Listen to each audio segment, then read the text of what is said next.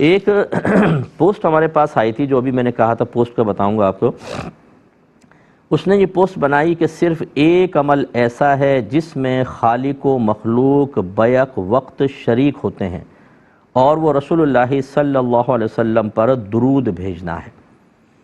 دیکھیں، یہ پوسٹ بنانے والے سمجھتے ہیں کہ ہم بڑے بحر عقیدت میں گم ہیں، بہت دین کی خدمت کر رہے ہیں، سرکار کی محبت کا ثبوت دے رہے ہیں، لیکن کو یہ نہیں پتہ ہوتا بعض اوقات، کیونکہ یہ صاحب علم نہیں ہوتا۔ اس پہ نام بھی لکھا ہے، میں نام نہیں بتاتا آپ کو، کوئی صاحب ہیں تو وہ ہی سمجھتے ہیں کہ بڑے ہمارے درجات بلند ہو رہے ہوں گے، لیکن جب تک آپ علم دین نہیں سیکھیں گے، جب تک آپ شرعی قیودات اور لمیٹیشنز کا خیال نہیں رکھیں گے، بعض اوقات یہ تبلیغ دین ہی آپ کو جہنم میں لے جانے کا سبب بن سکتی ہے۔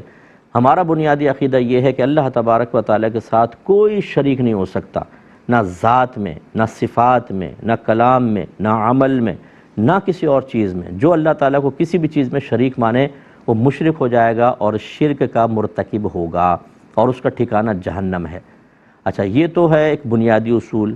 اب بھئی درود پاک اللہ تو فرما رہا ہے یا ایھا الذین آمنوا صلوا علیہ وسلموا تسلیما، اور اس سے پہلے یہ فرمایا کہ ان اللہ و ملائکتہ یصلون علی النبی، تو بے شک اللہ تعالیٰ اس کے فرشتے نبی کریم صلی اللہ علیہ وسلم پر درود بھیجتے ہیں، تو اے ایمان والو تم بھی نبی کریم صلی اللہ علیہ وسلم پر درود اور سلام بھیجو۔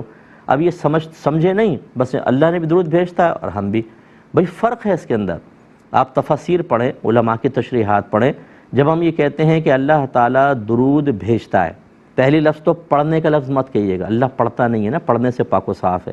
درود بھیجنے کا مطلب اللہ کی طرف سے رحمت نازل فرمانا ہے، اور فرشتوں کی طرف جب درود کی نسبت کرتے ہیں کہ فرشتے ہمارے نبی کریم صلی اللہ علیہ وسلم پر درود بھیجتے ہیں، تو اس کا مطلب ہوتا ہے دعائے بخشش و مغفرت کرنا۔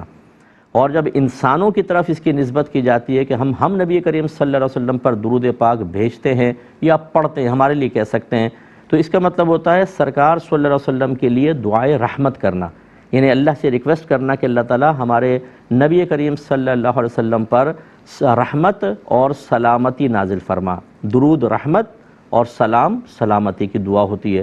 اب میں پوچھتا ہوں ایسے شخصوں سے، یہ بتائیے کہ آپ نے خالی آیت کو دیکھ کر کہا کہ شریک ہو گئے، کہاں شریک ہو گئے؟ اللہ کا درود کا مطلب کیا ہے؟ رحمت نازل فرمانا، اور ہم کیا کر رہے ہیں؟ رحمت نازل کرنے کی دعا کرنا۔ یہ ایک جیسا کیسے ہو گیا؟ اور یہ اس کو بڑی عبادت سمجھ کر، بڑے عقیدت کے ساتھ، بڑی محبت کے ساتھ اس کو عام کیا جائے، جو حقیقتاً شرک ہے۔ اچھا، بعض یہ بھی میں نے سنا ہے جہلا کا قول، ہر چیز میں ریاکاری حرام ہے، لیکن درود پاک دکھانے کے لیے بھی پڑھو گے تو مقبول ہے۔ کہاں سے مقبول ہے بھائی؟ ریاکاری کے جتنے بھی مذمت پر مشتمل آیات ہیں یا کوئی بھی حدیثیں ہیں، جو بھی مواد ہے، ان میں مطلقاً منع ہے۔ درود پاک بھی اگر پبلک کو سنانے کے لیے آپ کریں گے، اس میں ریاکاری کریں گے تو حرام اور گناہ کبیرہ ہے۔ کس نے کہا کہ درود پاک میں ریاکاری شرعاً بالکل جائز ہے؟ نہیں کر سکتے، کسی عمل میں ریاکاری نہیں کر سکتے، کیونکہ ریا بھی ایک شرک خفی ہے۔ میرے آقا صلی اللہ علیہ وسلم نے شرک کی دو ہمیں صورتیں بتائی ہیں، ایک شرک جلی بڑا شرک، اور ایک شرک خفی۔ اور سرکار نے ارشاد فرمایا مجھے تم پر وہ بڑے شرک کا خوف تو نہیں، لیکن تم اس شرک خفی میں مبتلا ہو جاؤ گے، وہ ریا ہے، لوگوں کو دکھانے کے لیے عمل کرنا۔ یعنی جو عمل اللہ کے لیے کرنا چاہیے ہم اس میں پبلک کو بھی شریک کر لیتے ہیں، یہ بھی واہ واہ کرے، یہ بھی سبحان اللہ کہے، یہ کرے، یہ بھی ایک شرک کی قسم ہے، لیکن اس میں کافر نہیں ہوتا آدمی، یہ گناہ کبیرہ ضرور ہے۔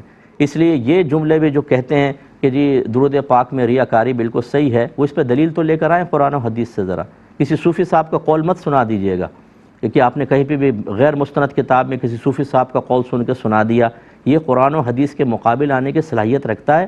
اور جو قرآن و حدیث کی مستند اور صریح آیت یا حدیث کے مقابلے میں اس طرح کے اقوال پیش کریں، اسی سے آپ اندازہ کر لیں کہ ان کو بالکل نہ تبلیغ دین آتی ہے، نہ ان کو دین کی اونچ نیچ آتی ہے، کہ کہاں قرآن، کہاں حدیث، اور کہاں کسی صوفی صاحب کا قول، اور وہ قول بھی بعضوں کا توڑ موڑ کے خود ہی بنایا ہوتا ہے۔